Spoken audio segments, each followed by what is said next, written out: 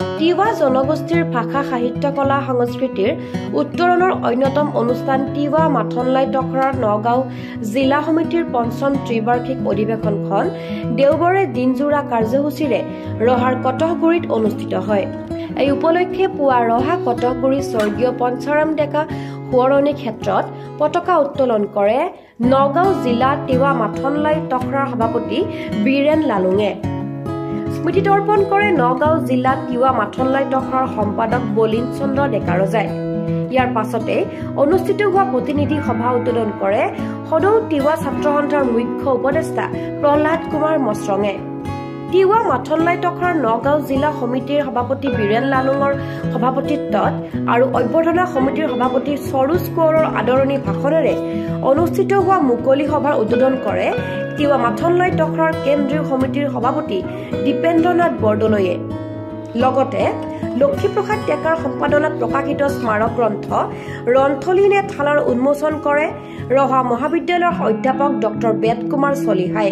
সভাত তিৱা সাহিত্য পৰিষদৰ কাৰ্যবাহী সদস্য প্ৰণৱজ্যোতি মশ্ৰং, তিৱা মাথনলাই টখৰাৰ কেন্দ্ৰীয় সমিতিৰ উপসভাপতি শৰৎ চন্দ্ৰ পাটৰ, কাৰ্বি আংলং জিলা তিৱা সাহিত্য সভাৰ সম্পাদক জনাৰ্দন পাটৰ, স্মৃতিগ্ৰন্থৰ সম্পাদক লক্ষীপ্ৰসাদ ডেকা, ৰহা আঞ্চলিক সাংবাদিক সন্থাৰ সভাপতি দীপক কুমাৰ শৰ্মা, তিৱা সাহিত্য পৰিষদৰ কাৰ্যবাহী সদস্য সৰোজ কোঁৱৰ, বিশিষ্ট শিক্ষাবিদ তৰুণ ডেকা, কটহগুৰি নেহেৰু প্ৰাথমিক বিদ্যালয়ৰ প্ৰধান শিক্ষক প্ৰফুল্ল চন্দ্ৰ ডেকাৰ লগতে যথেষ্ট সংখ্যক লোক, অভ্যৰ্থনা সমিতিৰ প্ৰতিনিধি আৰু বহু গণ্যমান্য ব্যক্তি উপস্থিত থাকে। অধিৱেশনত কণ কণ শিশুসকলে তিৱা গীতত নৃত্য প্ৰদৰ্শন কৰি সকলোকে আপ্লুত কৰি তোলে। তিৱা মাথনলাই টখৰাৰ ত্ৰিবাৰ্ষিক অধিৱেশন অনুষ্ঠিত হৈছে, কি ক'ব? আমি ইয়াত কাৰ্যসূচী অনুষ্ঠিত কৰা হৈছে।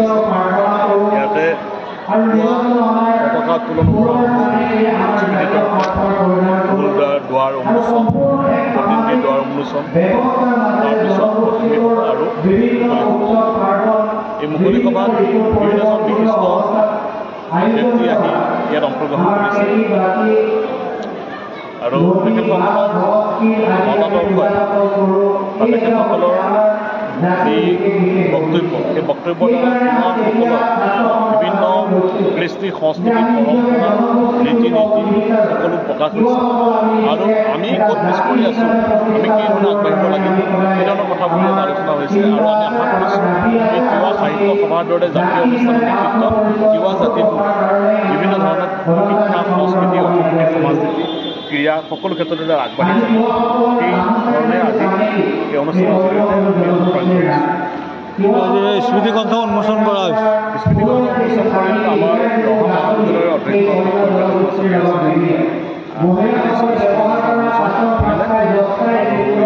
অংশগ্ৰহণ কৰিছে বৰদলৈ, কেন্দ্ৰীয় সমিতিৰ চন্দ্ৰ পাটৰ, নগাঁও জিলাৰ বিভিন্ন ৰহাৰ পৰা সোহেল খেতানৰ report IND 365 Assam North east.